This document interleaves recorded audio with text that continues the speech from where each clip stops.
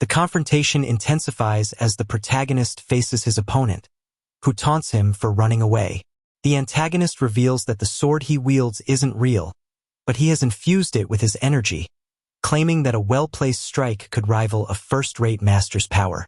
The protagonist considers entering the solar celestial path, but his agility catches the antagonist off guard. The antagonist mocks him, saying that if the level of martial arts he displayed was gained while living in comfort, he should be ashamed to show his face. He accuses the protagonist of being all talk yet bold in his actions. The protagonist remains calm, frustrating the antagonist, who expected a more reactive response. The antagonist remarks that the protagonist's tongue work is sharper than his sword skills and brings up the name Jechkanwer, questioning if the protagonist has lost his fear of death. The tension escalates as the antagonist taunts the protagonist about his bloodline, suggesting it might be his weak point. He notes the resemblance between the protagonist's face and the Solar Palace Lord's, mocking the desperation in his expression. He accuses the protagonist of hating the Solar Palace Lord, insinuating it's because the Lord voided something related to his mother.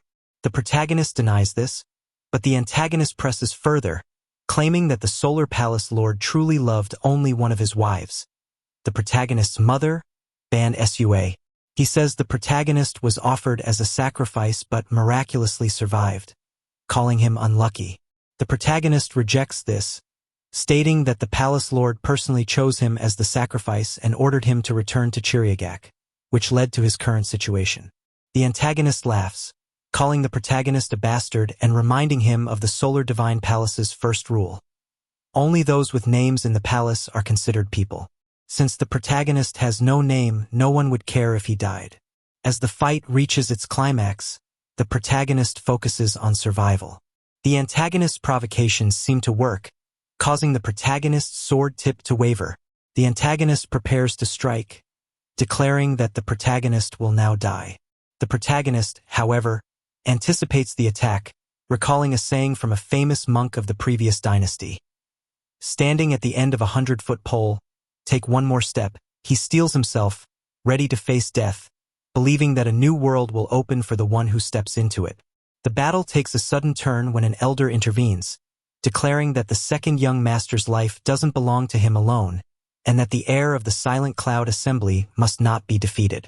The elder channels energy into his hand, revealing the realm of a perfected master.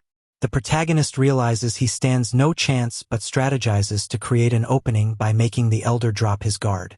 In a final twist, the protagonist reveals his true target was never the antagonist but the elder himself.